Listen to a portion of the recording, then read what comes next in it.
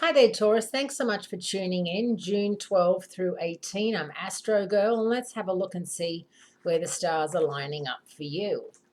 Right now, Venus, the goddess of love, is in your sign where she's very happy. Mercury, the planet of communication, is in his ruling sign of Gemini where he's very happy. And Mars is in Cancer where it's a difficult wade through emotional waters for Cancer.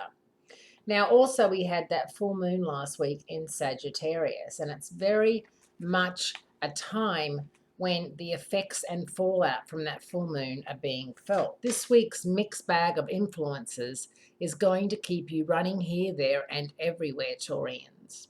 Mercury is true to form in Jewel Gemini, your second house of money and self worth, making two different alignments on the same day.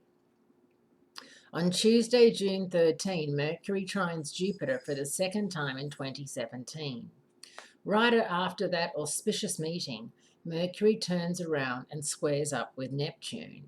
This mixture of happy talk and confusing thoughts is a constant reminder that Mercury can speak out of both sides of its mouth.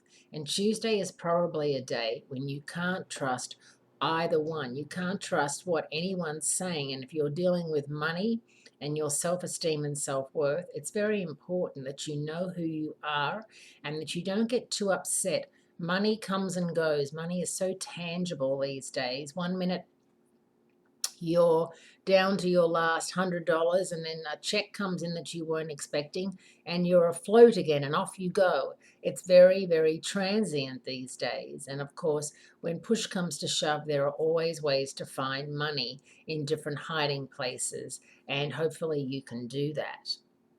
Things get pretty real on Thursday, June 15, when the Sun and Saturn oppose each other. This is the only time this year that these two planets oppose each other.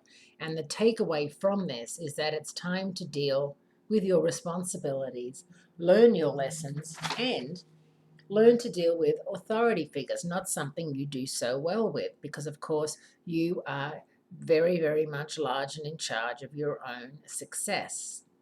Neptune goes out of phase on Friday in Pisces, your 11th house of hopes, dreams, wishes, and friendship.